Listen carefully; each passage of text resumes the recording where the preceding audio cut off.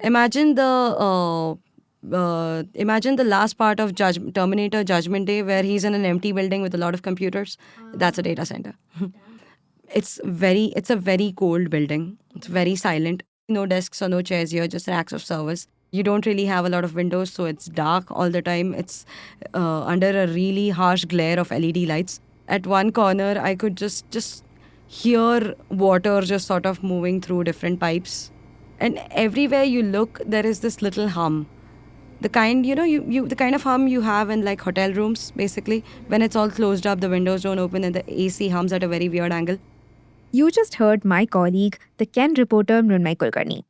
And here, she is talking about her experience from inside a data center, the infrastructure that powers the artificial intelligence capacity of LLMs that you and I both use, like ChatGPT, Claude, and Gemini. And as you heard, a data center isn't exactly the most welcoming of places. My colleague Inderpal Singh, who worked on the story with Mrunmayee, in fact describes it as a space that is resentful of human presence. But it's still the kind of facility that almost every Indian state is rushing to build. So much so that some are nearly emptying out their purses to build out these structures. India itself is targeting 10 gigawatts of this capacity by 2030, up from about 1.57 gigawatts today. That's the race that these states are currently locked in. Gujarat announced its data center policy last month, quoting about 6 lakh crore rupees in investment. Meanwhile, Andhra Pradesh has managed to bring in Reliance and Google by offering more than 40,000 crore rupees in incentives. And that's at the stage where the state is already in a revenue deficit. But what exactly are they even buying? Mostly the promise of jobs. And to be fair, the promise does look shiny. Government officials have talked about nearly 100,000 new engineering jobs by 2030, created by data centers. But that kind of sounds like a pretty loaded promise, right? Especially for what is mostly an empty building? That's the question that prompted my colleagues to take a closer look at the numbers and see what exactly each of these promised jobs would actually cost the state. In this episode, you will hear from both of them. Because turns out the math isn't really in the state's favor. Welcome to Daybreak, a business podcast from the Ken. I'm your host, Rachel Verghese, and every day of the week, my co-host Nikta Sharma and I will bring you one news story that is worth understanding and worth your time. Today is Friday, the 21st of August.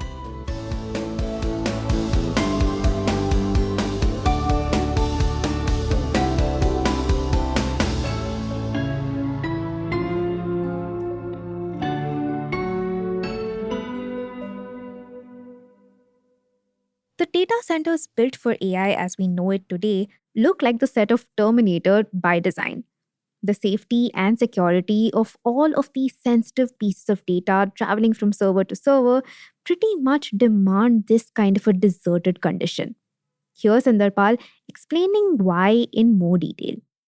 A modern data center is, I think, a very lonely place, perhaps the loneliest of all, because there's a lot of risk involved here because this is somebody's data and you can't risk breaching it. And every extra person in a data center facility means extra breach risk that you have.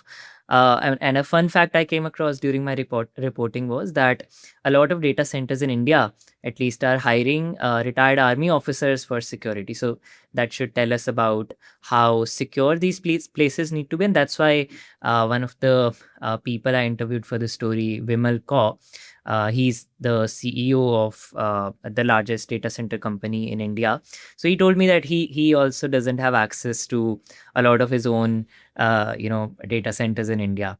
Imagine, Core runs 18 data centers in India. And even then, he and the other people who are in charge of security, who are already on the data center's payroll, are rarely allowed inside. That seems to drastically reduce the number of jobs a data center opens up, right?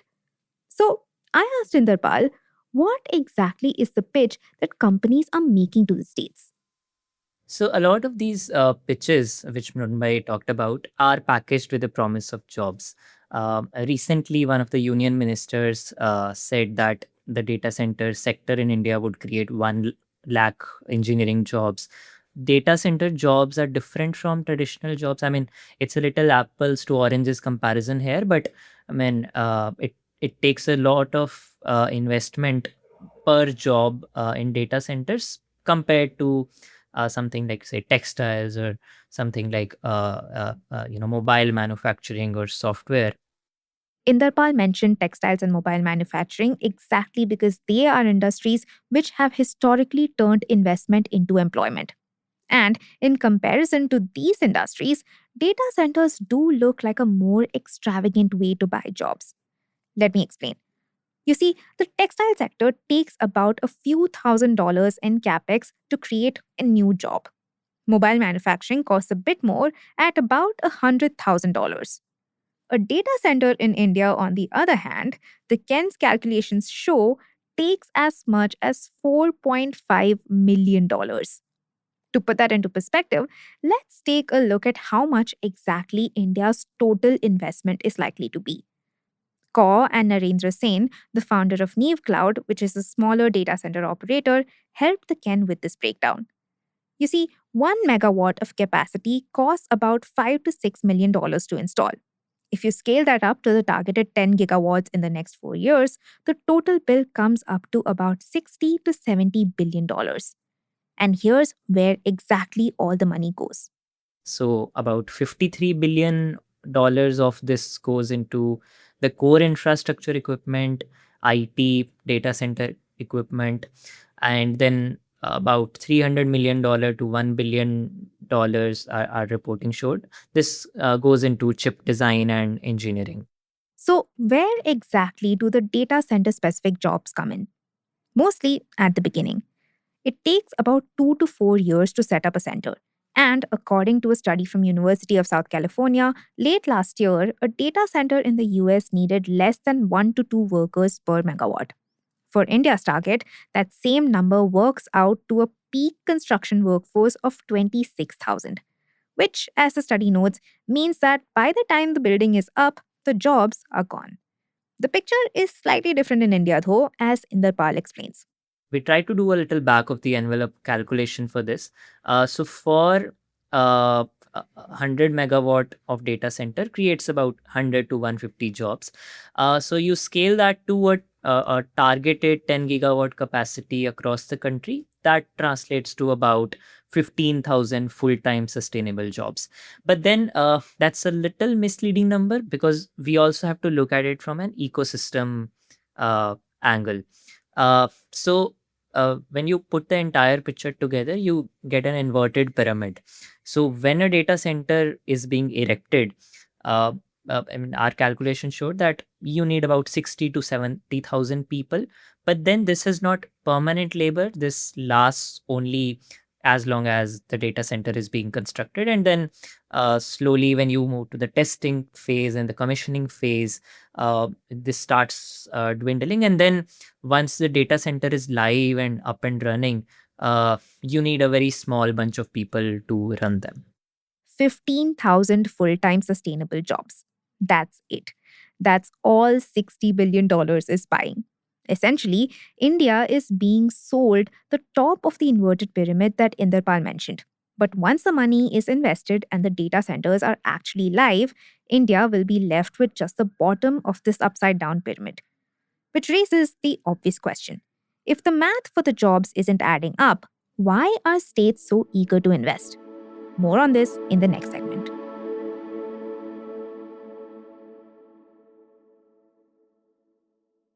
Every Indian state that wants a data center makes some version of the same pitch: cheap land, a discounted power, and a tax exemption for 15 to 20 years. And now they are even competing with each other quite publicly. Karnataka's IT minister Priyank Kharge, he called out the Andhra Pradesh government for providing so much money to Google in tax exemptions when the state itself is in debt for a lot of years. So Minister Kharge's public call out is actually a reference to a real fact. You see, despite its massive investment, which, like I mentioned earlier, is about 40,000 crore rupees in incentives to Google and Reliance, Andhra does not have that amount of cash to burn. because its revenue deficit crossed 110% of its budgeted estimate in just the first quarter of FY25. Still, this has not dampened the state's need to one up each other. Part of the problem is the fact that data centers are just, well, new as a concept. You see, when the state pitches exemptions and cheap land to businesses, in return they get a business plan with employment generation projections. For any other industry, the state would check the plan against all the years of precedent they have. But a data center doesn't come with that kind of precedent. The result, as an official at the Andhra Pradesh Industrial Infrastructure Corporation explained, is that the state's incentives are then tied to milestones like capital invested and infrastructure completed. When I started figuring out which state had what incentive, it really felt like the beginning of a fairy tale to me. So if I mean, it's almost like once upon a time, every Indian state wanted to build multiple smart cities, and it looks like this year everyone wants to be the data center capital of the country. So if you guys remember in July, like last month, this year, HCL Tech announced that it would build a new AI center in Gujarat's gift city with Sarvam. And in the same week, Gujarat had unveiled its own data center policy. It was like 6 lakh crores in investment. That was their target. And they wanted to build about 7.5 gigawatt of capacity by 2029. Like every week, there is a new state and it signs a new MOU. And it's almost always bigger than the state which was before it. Like Gujarat signed a big MOU. It's bigger than Andhra, which was bigger than Maharashtra, which was bigger than Tamil Nadu, which was way bigger than Karnataka. Like an official at the Andhra's IT department told me that if a state announces a major policy, we study it and we try to top it. Basically, land, power, tax exemptions, interest subsidies. It's a situation where every state wants to be more generous to the industry than the states before it. Right now, the situation is that data center projects by various companies are getting subsidies which are a little unheard of. Like, for example, the Reliance project in Andhra Pradesh is getting subsidies of like 19,000 crores. The Google project is getting subsidies of 22,000 crores. But even within the state, officials don't necessarily think that these data centers are going to generate as many jobs as they have promised, which means the bet is something else entirely. When I spoke to someone in the system, they said that nobody inside the government expects a hyperscaler campus to become a major mass employer once the construction is over. What they're doing essentially over here is building stronger digital infrastructure. They're building better cloud availability. They're sort of banking on creating an AI readiness that might pull in other businesses behind it. So the idea is basically an ecosystem, the kind that other sectors in India have seen, like the automobile industry in places like Pune or Chakan. And a sort of example for the kind of scale possible for data centers does exist. Nunai found a comparison with a province in China, which surprisingly wasn't even trying to solve for jobs. It had decided to build something else entirely. Employment by itself is not a metric for incentives when it comes to data centers. An example over here is a province called Guizhou in China, uh, which was the country's first national big data pilot zone in way back in 2016. What they did was they built a decade-long cluster strategy around data center infrastructures. They brought in Huawei, they brought in a lot of cable networks, and they ended up building a base beyond just data centers. They ended up building a system which other tech companies wanted to plug into. So by from it's like I said, it started in 2016, and by 2023, digital services made up nearly half of the province's GDP. So Huawei's data center alone was serving more than 380 companies inside that province. So what it wanted to become was a computing hub that companies would build around. So basically, Guizhou knew that it didn't just want to host a hyperscaler. And its clear plan was the reason why companies like Apple had a presence there, which ended up pulling in Huawei and eventually even Qualcomm, and so on until the zone became investable all by itself and had nothing to do with what kind of incentives the government was handing out. But Indian states don't really seem to have a plan like that. Just a series of independent deals negotiated with each player like Reliance, Google, Amazon, and each of them negotiated on their own terms. And none of them really working together. Stay tuned.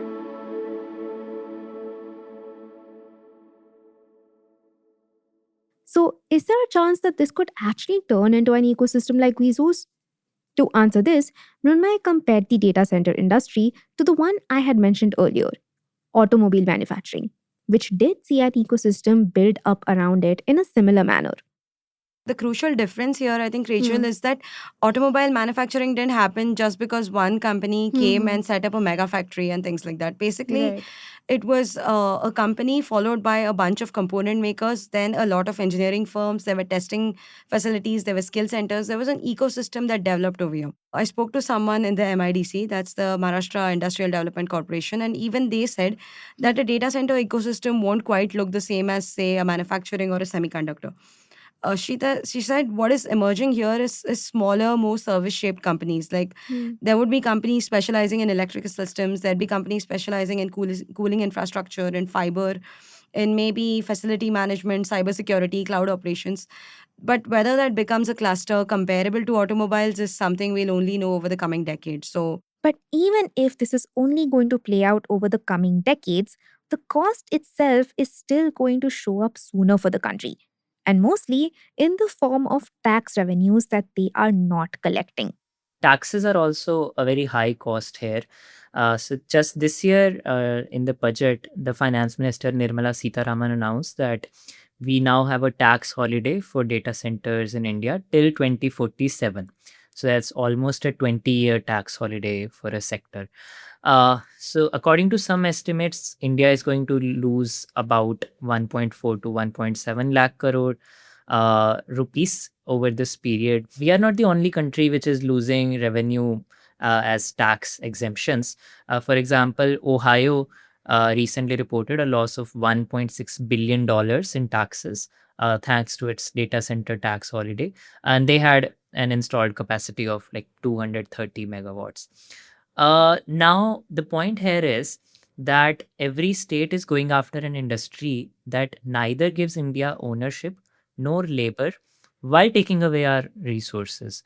Uh, for example, by industry estimates, roughly 90 to 95% of the total installed capacity will be leased by global hyperscalers, which is Amazon, Microsoft, Google, Oracle, Meta, leaving like nibbles for domestic enterprise customers. So the pitch, which is repeated across every state's data center policy, is one of digital sovereignty, India's data on Indian soil, powering Indian industry.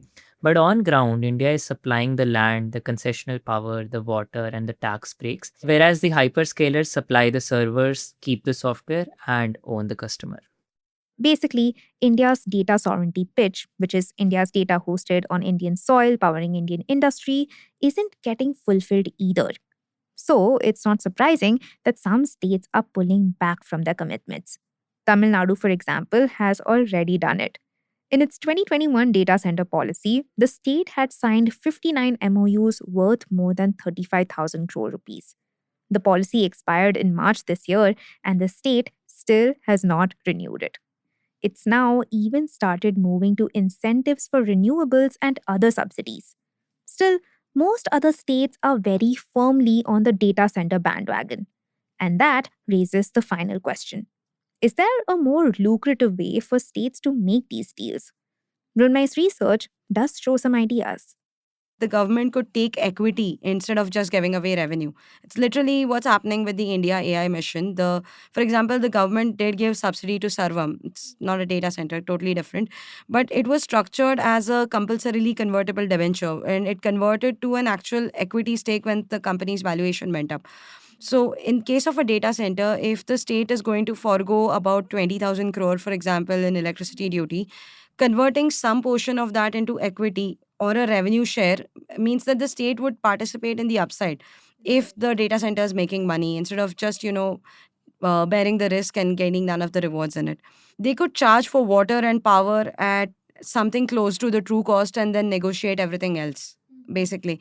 See, hyperscalers care a lot about guaranteed uptime and fast approvals and grid reliability rather than the raw discount. Nobody is really very clear or very vocal about what do you expect to happen after a data center is built. A little bit of foresight, I think, would be better. Nirma is right. A little bit of foresight could always be better. But for now, construction is in process anyway. If the states do listen to the criticism, they might even plan for what happens next. But until then, it's still a waiting game.